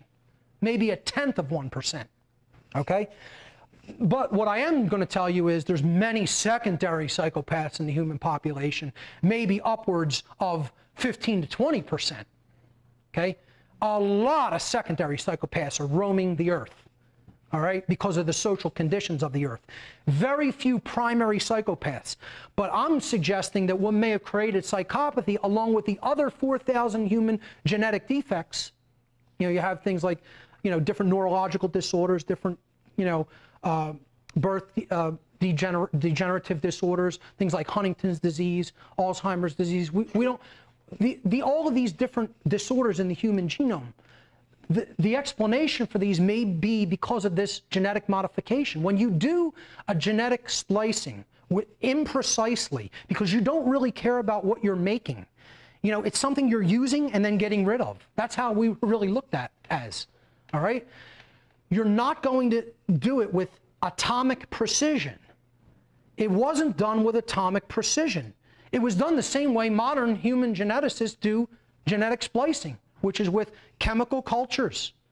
My friend was a genetics engineer for some time. He told me, you put it in the culture, you add whatever agent or reagent you're adding to break it down and to create the separation or the splicing, and then you have to let it express. That's how modern genetics is done. You're not splicing things at an atomic level that preserves the exact base pairs of the DNA at an atomic level. Therefore, all kinds of bit errors are going to creep into that code when you do it in this imprecise fashion. That's going to create different unforeseen circumstances, and I feel human psychopathy is one of them. I think that's what the origins of psychopathy are. Primary psychopathy. This explains all the accounts that are seemingly inexplicable in traditional religious beliefs. In biblical faith, you know, the Old Testament punishing God. This is these beings who had to have their will done exactly as they wanted by their slave species. Look at the very specific, detailed things that God asks human beings to do in biblical accounts. You know, bring them certain kinds of foods, do certain kinds of exacting work. You know, why would the God of creation give us orders like that? The gods were pretty vain and wanted their will served at all times and places. So they would have asked human beings to do all kinds of vain things for them. You know, you see like the biblical account of David and Goliath. I believe this is a human starting to fight back against the demigods who were put in place to control them more viciously.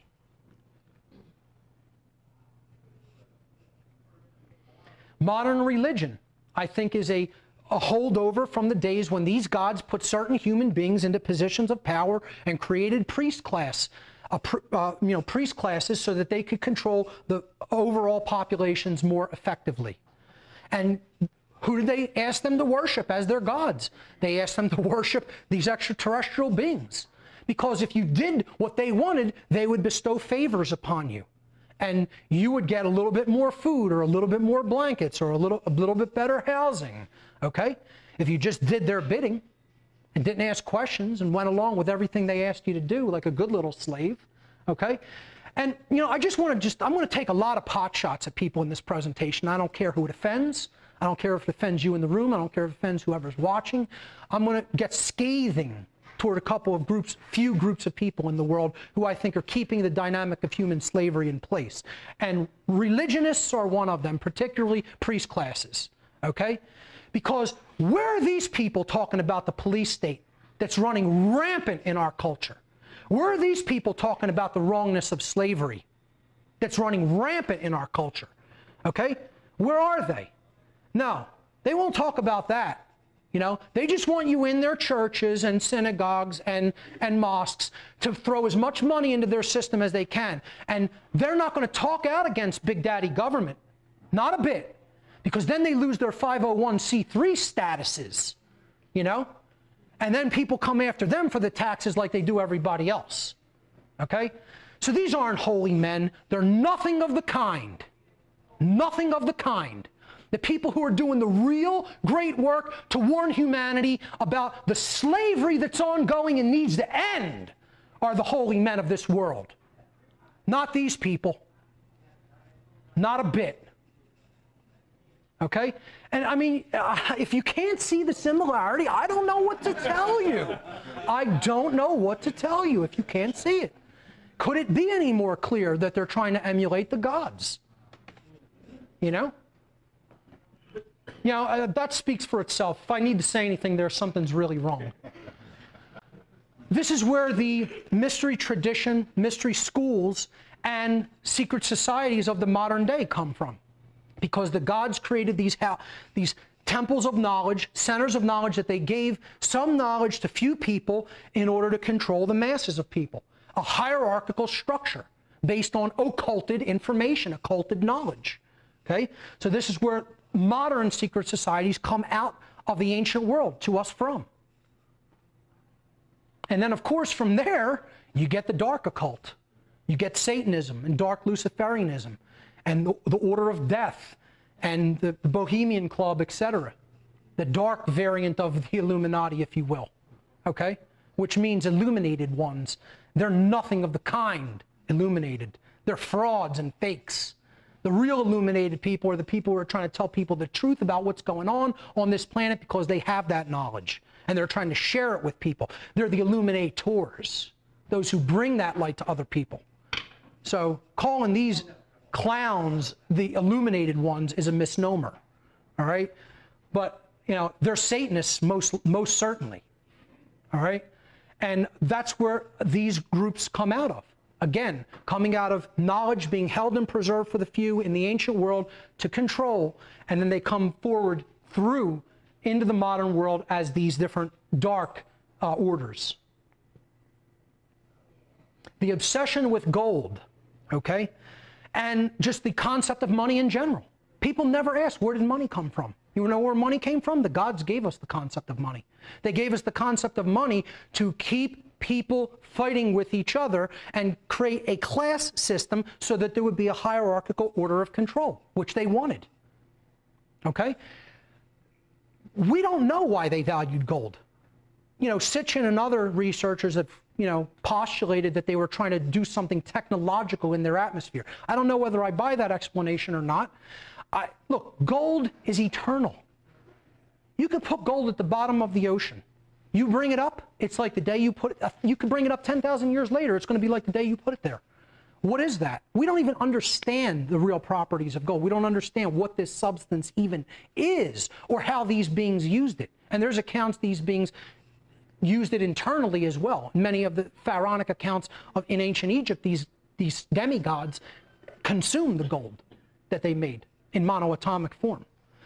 We don't really understand the essential qualities of what gold is or how these beings used it, but they considered it valuable.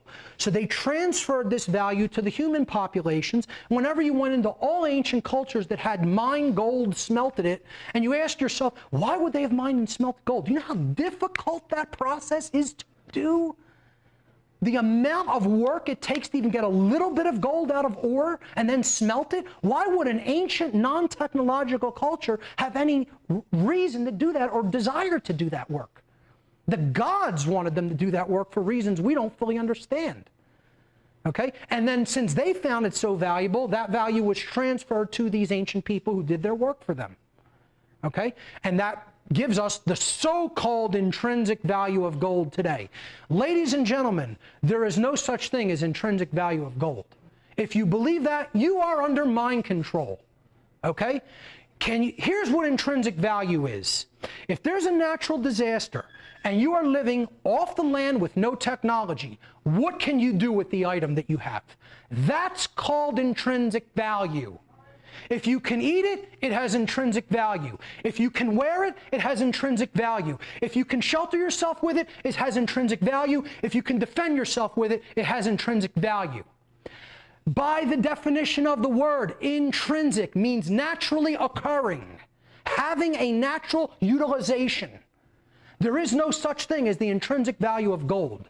The people who believe that are people who believe in monetary systems, which are an illusion and a religion. There's no such thing as the intrinsic value of gold unless you are in a highly technological civilization in which this rare earth metal is employed in technology. Okay?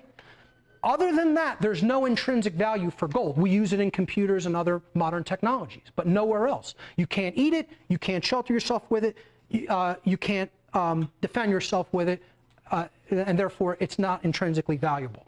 Yet, this system that came to us from these beings has become the #1 religion. And that's why I put it, when I showed the 5 boxes for consciousness, that's in the middle because that's the one that binds all the other religions together. It is the #1 religion from the movie They Live, which I'll talk about later. That's humanity's God.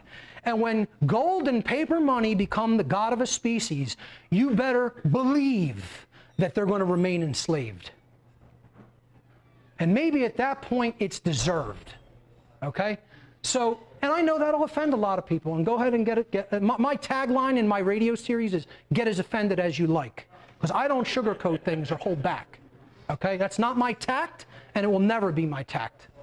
All right? So, kingship and royalty came from these extraterrestrial beings. Again, they appointed the kingship and the rulership in the ancient world to maintain control over the populations and act as intermediaries between the gods. Again, look, that's what religion is. A priest is an intermediary between people and God, supposedly. We go through him. Well, that's what the religions of the ancient world were. The royalty of the ancient world were often demigods. That's why royalty is obsessed with bloodline. And that's why it's propagated through bloodline. It's not propagated through knowledge or what you know how to do or if you're a better person or a more moral person than someone else. It's propagated through your blood, genetics, bloodline. The demigods had more of the God's blood in them, and therefore they were royalty, seen as royalty on the earth. And that's where all of these systems come from. Hence, the divine right to rule. I have a divine right to rule as the king because my blood is purer than your blood. I have more of the God's blood in me than you have in you. Therefore, I have the divine right to rule over you.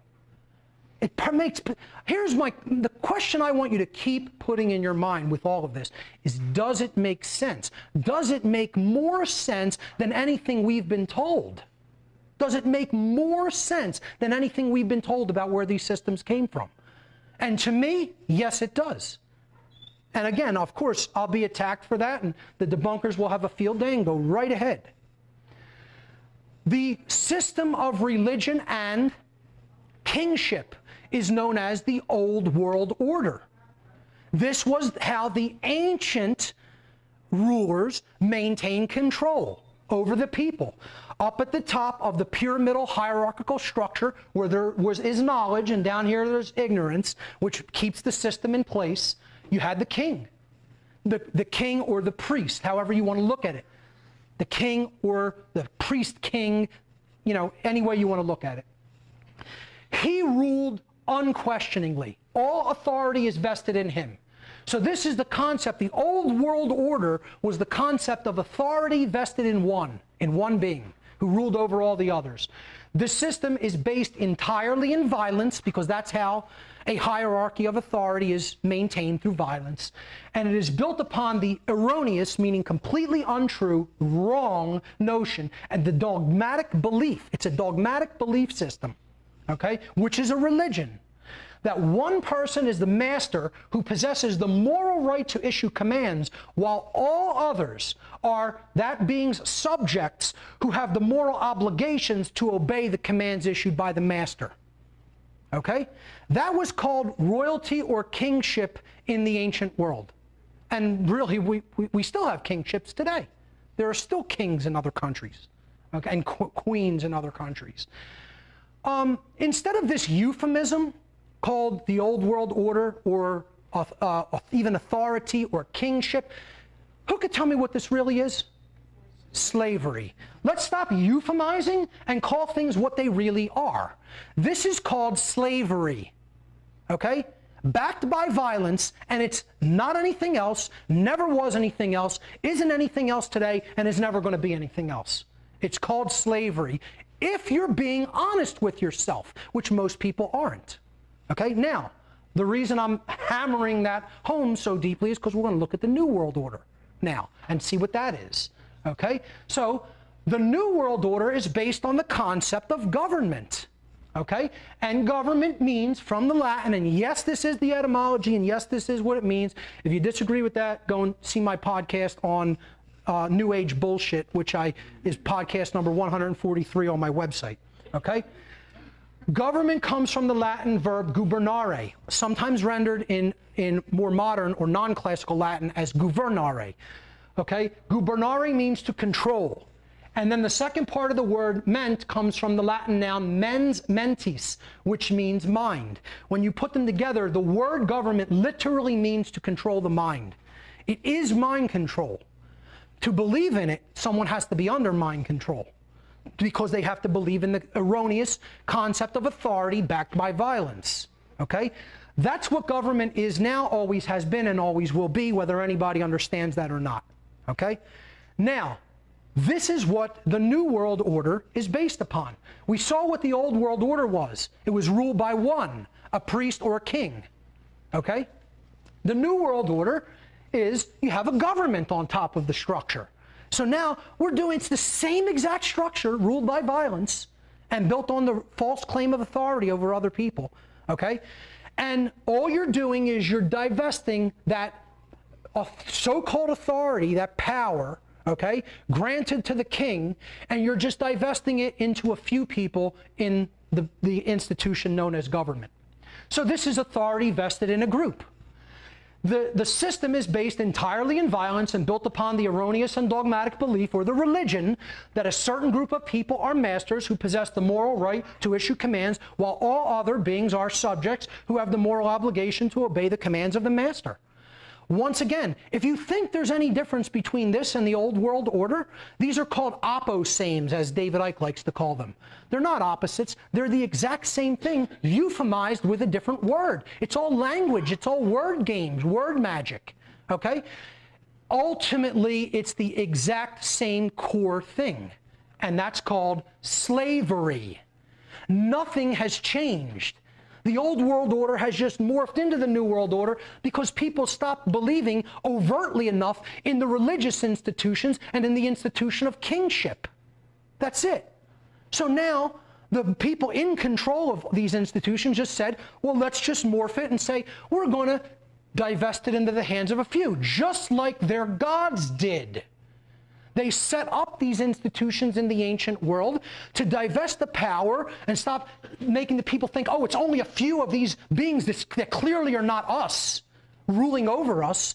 And therefore, they more easily got the populations to go along with their slavery. The same thing is ruling the earth today, and nothing has changed in 200,000 years. Let's stop euphemizing these things and calling them what they are, okay? It's not kingship. It's called slavery ruled by one. It's not government. It's called slavery ruled by few. If you're being honest with yourself. There's that caveat, if you're being honest with yourself. Most people aren't being honest with themselves. They're lying to themselves because they hate themselves. Because they're dealing with unresolved psychological dynamics, okay, that bring up self-loathing and the refusal to accept personal responsibility, and no one wants to hear that spoken. Well, I'm going to speak it. I'm going to speak it. Let's go back to the tree of evil and really understand this psychological framework, okay? In light of the quote-unquote troubled human past, and that's the understatement of all time. I was thinking about, instead of calling this cosmic abandonment, it should be called cosmic rape, you know, or maybe cosmic partial birth abortion might be more accurate, all right? But, you know, admittedly, we have a troubled past. So in light of this troubled past and the origins of modern cultural institutions, the question is, do we now have a psychological framework through which to better understand the behavior of certain groups of human beings? Can we put certain behavioral groups of people into a certain context behaviorally to better understand why they behave the way that they behave? So look at this tree. Willful ignorance, driven by the fear of owning your personal responsibility to do the right thing, driven by underlying in the subconscious mind self-loathing due to a lack of self-respect, okay, because we've always been a slave race, and that's so nested in our ancestral DNA that we think it should continue for some reason, okay? And then underneath that, the cosmic abandonment issues that we have been dealt with as a result of the events of the past. All right, let's look at certain groups of people. Thank you. I have a half an hour left. I'll try to speed through this. All right, rigid skeptics like this guy who's burning in hell right now, if there is a hell, guaranteed he's there. You know who that is? That's Philip Klass. Okay, the biggest so-called ufology debunker of all time, who was, now it has finally come out, was on the payroll of the CIA and was working for the CIA the entire time he was doing all this debunking work. Okay. The biggest clown possibly in the history of the world, this punk, okay? All right? Because he'll say he's a skeptic, but he's nothing of the kind. Nothing of the kind, because if his daddy tells him it's true, well, then I believe daddy. I believe the CIA, because that's my daddy. This is how these nested psychological abandonment issues work. I can't look into the truth for myself no matter how much evidence. Evidence be damned. Evidence be damned. Daddy told me it's this way. Okay? So I'm skeptical about everything. Unless, of course, the government or government-funded scientists say it's true. Then I'm a true believer. I'm a true believer because mommy and daddy told me it's true. Right. How about religionists in general, the followers of religion? The priest class we already talked about. Okay? The followers of religion I call the children of the gods, or Jay had a great term for it, the children of hierarchy. These are the people who love hierarchy. They love prostrating themselves before their gods, as if the God of creation would ever demand that of us. Because he's that vain, he, she, it is that vain, that force is that vain. No, the gods were that vain and cruel and sadistic. The God of creation is nothing like that. Okay? So, you know, all religion is about is surrender. It's about surrender. It's not about actually getting to the truth. It's about accepting what we tell you. Okay? So, we believe what we're told to believe. That is so much easier than developing critical thinking skills. That's what religion is. I'm just going to cut right to the core of what's going on psychologically with people like this. And I don't care who it offends. Okay? You listening out there, I don't care if you're offended by it. I'm not interested in that. I'm interested in what's true. Okay? Believers in government, or what I call the supporters of slavery. Look, in all honesty, we even have to drop this term statist. We got to start calling these people what they are. They're supporters of slavery. That's what these people are. Okay? And I don't care what brand they come in. Left, right, center, or otherwise. Okay? The Democrat, the liberal, the political leftist. He wants government, she wants government to be our caretaker from cradle to grave. Thinks that government should act as provider and nurturer like an archetypal mother. This is because there's abandonment issues in the motherly sense that are going on in most people like that. And if you go into people who are political leftist, liberal, Democrat types, okay, and yeah, I am generalizing, okay, you will find people with mommy issues. Okay? You will find people with mommy issues because what they want the government to be is the caretaker that's absent. So they want it to be mommy. I want mommy. And now government's going to be mommy. Okay? Now let's look at the opposite side, the opposame. Okay? As David Icke calls it, the Republican, the conservative, the political right-winger, okay? They want government to be our protector. We want a strong government. It's got to be our protector. Police the world and keep us safe, right? From cradle to grave, it's going to keep us safe, like an archetypal father figure, like the powerful, you know, protective father figure. Well, just like the Democrats and the political leftists have mommy issues, all the people on the right side, who this is what they think government should exist to do, have daddy issues. They want government to be daddy. Okay? That's the underlying psychological issues that these people have and don't even know they have. They don't even know they have these issues. All right? It's mommy and daddy didn't pay enough attention to me. So I want mommy and daddy present now. That's what this is about. That's what this is about. And look, let's not leave out the minarchists. Okay? Let me just go back one there. The minarchist, the constitutionalist. This is the libertarian. I only want a little bit of government. I want government to beat me 3 days a week instead of 7. Whip me 3 days a week, master, not 7, please. You know? The plantation on the other side of the hill only whips their slaves 3 days a week. You know? Here we get whipped 7 days a week. So I want to go over to that plantation. You know? I mean, this is absurdity. It's absurdity. And again, I don't usually speak that strongly out against these types of groups because they're almost there, but they're the people who are most of the way there, but they fear going all the way. because they don't want to be labeled an anarchist. Or in other words, a non-supporter of slavery who thinks that slavery should be abolished. God forbid. Gods forbid. Okay? And yeah, I'm getting a little bit emotional. Because these people are the people who keep slavery going. They're responsible. How much time do I have? 27. Okay. Mainstream media is the next group, who are psychological infants, children. They don't want to determine truth for themselves and report it in any kind of a responsible way or any kind of a direct way. All they care about is a paycheck. That's it. I'll get up there and lie to people for a paycheck. Write what you're told, mainstream media. Thanks, corporate news. The elite couldn't control the people without you. It's true, because these are the people who keep these topics from ever being explored. See, you don't need to eradicate occult knowledge or wisdom. You don't need to. All you have to do is have enough people dissuading people from looking into any of this and call it fringe and cast doubt on it and cast derision on it. You know, the ridicule factor. That's all. And then people go along with the herd like good little sheep and good little slaves.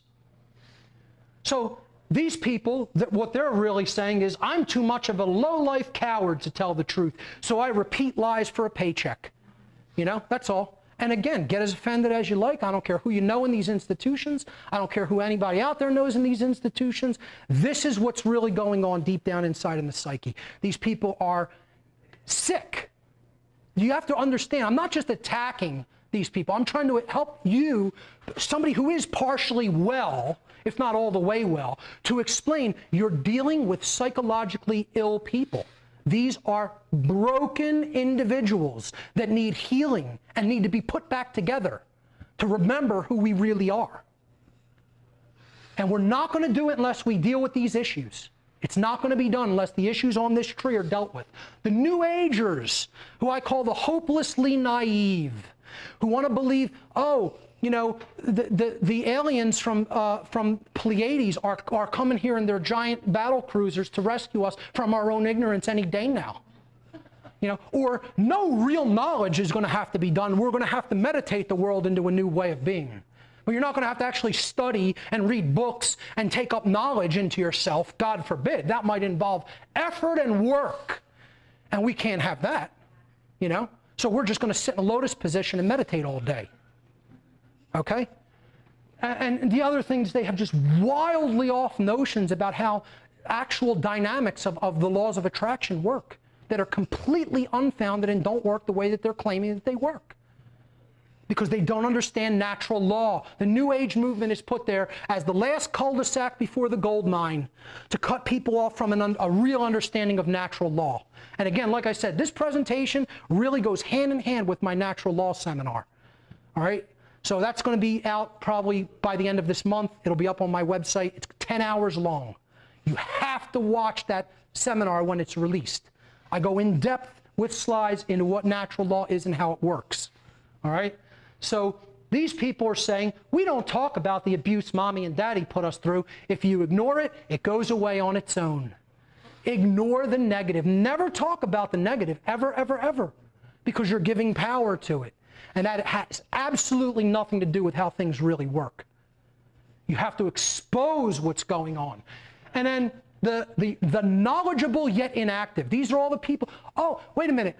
Here, I think I'm doing enough because I fast blast a few emails, or because I go on some forums and have some arguments over some little detail in this researcher's work.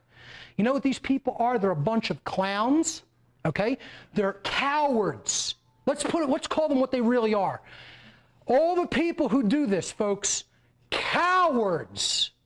Cowards. I'll look right in the camera, I'll look right in their face and tell them. Cowards. Because you don't want to come out, you don't want to put your name on the line, come out with your real name and say, I stand against all forms of slavery, and I'm going to do everything I can to abolish them. Okay? I'll hide behind a keyboard. I'll give myself a little pseudonym or an acronym name. And I'll attack other researchers on the little aspect that I think they got wrong, instead of actually telling people what the truth is in a way that can be readily understood by other people. Okay? They're armchair quarterbacks, and they're lazy cowards. Okay? And here's what they're saying. I know all about what's going on in the world. Can't you see how well I'm putting all that knowledge to use? Can't you see what a great job I'm doing? So many people are inactive. Yeah. Order followers are next. The least mature, and yet they're the most responsible. The absolutely most responsible people. Now, how could the least mature be the most responsible people? Well, it's true. These people are the people who have not grown up ever, okay? And yet, they're the most responsible for what's going on in the world. They actually create the police state. These children, who I'm going to put images up on the screen, and if you can just, when I put these images up, I just want you to look into their eyes, okay? And you tell me if these people aren't children. You tell me if you look in their eyes, look into the researchers' eyes I'll put up later, and compare them to these people's eyes. Because they say the eyes are the windows to the soul.